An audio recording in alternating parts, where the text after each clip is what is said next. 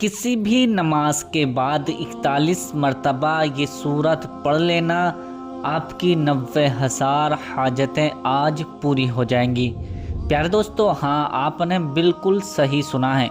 यानी अगर आप ये वजीफ़ा या अमल किसी भी नमाज के फ़ौरन बाद कर लेते हैं तो अल्लाह पाक आपके लिए तमाम रिस्क के दरवाज़ों को खोल देगा।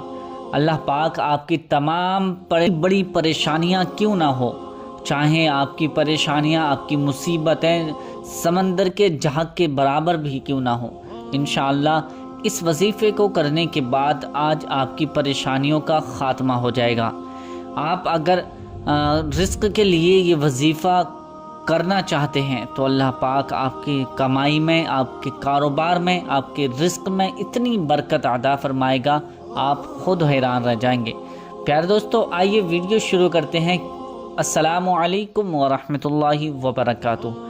आज की इस वीडियो में मैं आपकी खिदमत में बहुत ही ज़्यादा ख़ास, ताकतवर और पावरफुल वजीफ़ा लेकर हाजिर हुआ हूँ। इस वजीफ़े को करते ही आपकी किस्मत के बंद ताले खुल जाएंगे।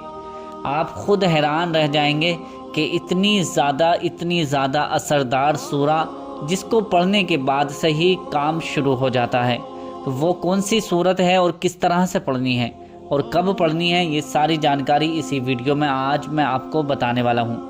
आपसे गुजारिश है कि इस वीडियो को बिना स्किप किए पूरा ज़रूर देख लें, क्योंकि ये छोटी सी वीडियो है, बहुत ही मुख्तसर सी वीडियो है। और ये जो वजीफ़ा मैं आपको बताने वाला हूँ, इसका तरीक़ा समझाने वाला हूँ, तो इस तरीक़े को आपको याद रखना है, सही करके इसको फॉलो करना है, तभी आपका ये वजीफ़ा अमल काम करेगा। वरना होता क्या है कि बहुत से भाई बहन वजीफ़ा जो मैन चीज़ होती हैं वो देख लेते हैं और उसका जो तरीक़ा होता है उसको नहीं समझ पाते हैं। तो वीडियो इसको स्किप कर के देखते हैं तो उनको सही से समझ में नहीं आता है, फिर वो वजीफ़ा करते हैं जिसमें कुछ गलतियां कर देते हैं, उसकी वजह से वजीफ़ा अमल मुकम्मल नहीं हो पाता है। तो आपसे गुजारिश है कि आप आखिर तक इस वीडियो को देखें और इसको समझें, समझने के बाद ही, पूरा तरीक़ा समझने के बाद ही इस अमल को करें, क्योंकि अधूरा काम हमेशा अधूरा ही रह जाता है। आप कितनी भी मेहनत कर लेंगे, अगर वो तरीक़े से नहीं होगा तो आपका काम नामुकम्मल ही हो जाएगा, उसमें कोई कामयाबी आपको नहीं मिलने वाली है। तो इसलिए अगर आप मेहनत भी करें और आपको फ़ायदा भी ना हो तो इसमें कोई बड़ी बात नहीं है, ठीक है, वो अच्छी बात नहीं है। आप इस वजीफ़े को सही तरीके से सुनें, इसका अमल, इसका तरीक़ा सुनने के बाद अमल करेंगे, इंशाअल्लाह अल्लाह रब्बुल इज़्ज़त आपको ज़रूर फ़ायदा अता फ़रमाएगा। अब प्यारे दोस्तों, ये वजीफ़ा करना कैसे है, उससे पहले आपसे गुजारिश है, अभी तक हमारे चैनल को आपने सब्सक्राइब नहीं किया है तो मेहरबानी करके हमारे चैनल को ज़रूर सब्सक्राइब कर लीजिए और साथ में लगे बेल आइकन को दबा दें। वीडियो अच्छी लगी हो तो लाइक शेयर ज़रूर कर दें। इसका तरीक़ा क्या है? इसका तरीक़ा ये है कि अगर आप ये वजीफ़ा करने के लिए बैठेंगे तो आप नमाज ही के बाद ये वजीफ़ा करना है, यानी किसी भी नमाज के बाद आपको करना है। जैसे फ़जर की नमाज के बाद फ़ौरन कर लेना है, असर की नमाज के बाद फ़ौरन कर लेना है, इशा में भी कर लेना है, मतलब पाँचों टाइम में, फ़जर में, ज़ोहर में, असर में, मग़रिब में, इशा में, पाँचों टाइम की नमाज में आप किसी भी वक्त ये वजीफ़ा अमल कर सकते हैं। जिस नमाज के बाद भी आपको 2-4 मिनट लगता है कि मेरे पास मैं निकाल लूँगा, 2-4 मिनट निकाल कर आप ये वजीफ़ा अमल कर लेना। अब करना कैसे है? सबसे पहले आप नमाज अदा करेंगे। अगर आप मस्जिद में इमाम साहब के पीछे नमाज अदा कर रहे हैं तो नमाज़ पढ़ने के बाद इमाम साहब के पीछे और अपनी जो रकातें नमाज पढ़ी जाती हैं, सुन्नत नफल वगैरह, वो पढ़ने के बाद आप उसी जगह पर बैठे रहें।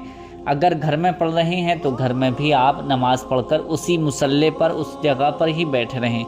लेकिन आपको याद रखना है, ध्यान रखना है कि नमाज जैसे ही फारिग होगी उसके दरमियान और अमल के दरमियान आपको किसी से बातचीत नहीं करनी है। यानी अगर जैसे ही आपने नमाज़ पढ़ी और आपका इरादा है कि मैं अभी वजीफ़ा करने वाला हूँ, तो आपको बीच में किसी से बोलना नहीं है, किसी से बातचीत नहीं करनी है, खामोश ही रहना है। नमाज से फारिग होकर आपको ये वजीफ़ा उसी मुसल्ले पर, उसी जगह पर बैठकर करना है। کرنا کیسا ہے؟ سب سے پہلے آپ کو 3 مرتبہ درود ابراہیمی آپ کو پڑھنی ہے۔ درود ابراہیمی کون سی درود ہے؟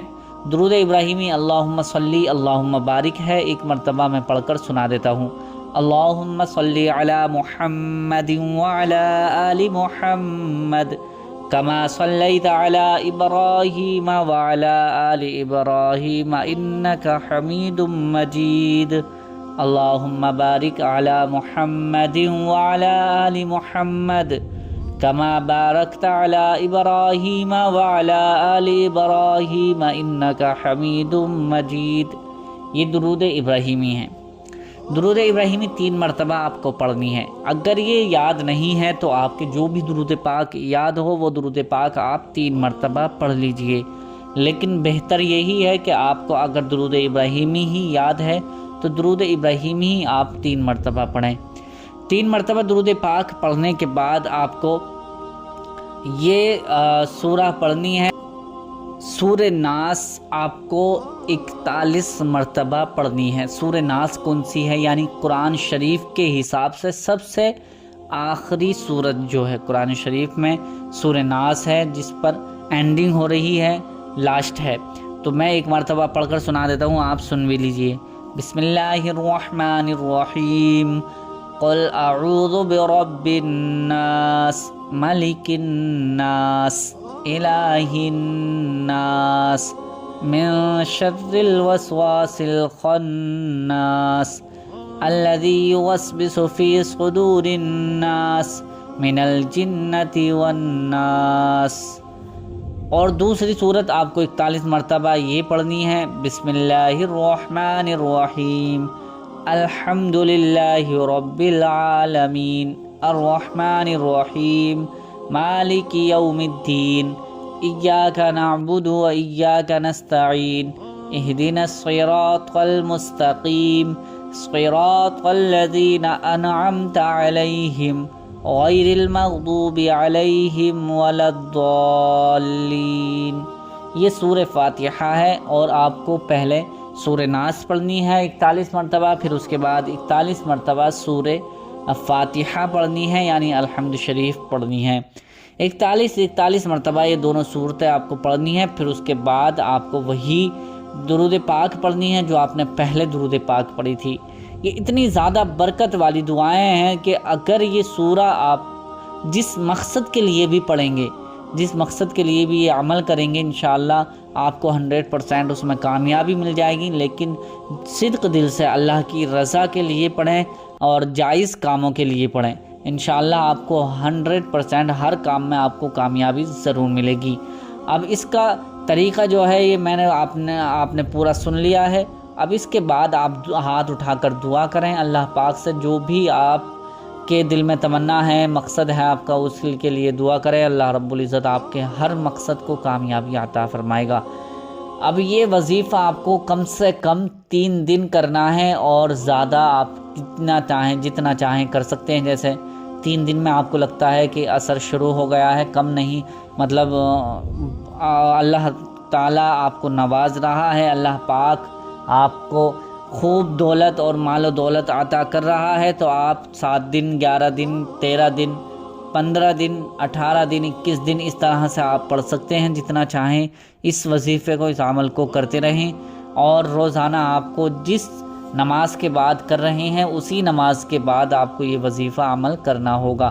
تو یاد رکھیں کہ اگر کسی وجہ سے کوئی مصیبت، کوئی پریشانی ایسی آن پڑی ہے کہ جیسے مان لیجیے ہر روز آپ عصر کی نماز کے بعد کرتے تھے لیکن آج ٹائم نہیں مل رہا ہے، تو آپ مغرب عشاء کے بعد بھی یہ وظیفہ کر سکتے ہیں مجبوری میں، ٹھیک ہے۔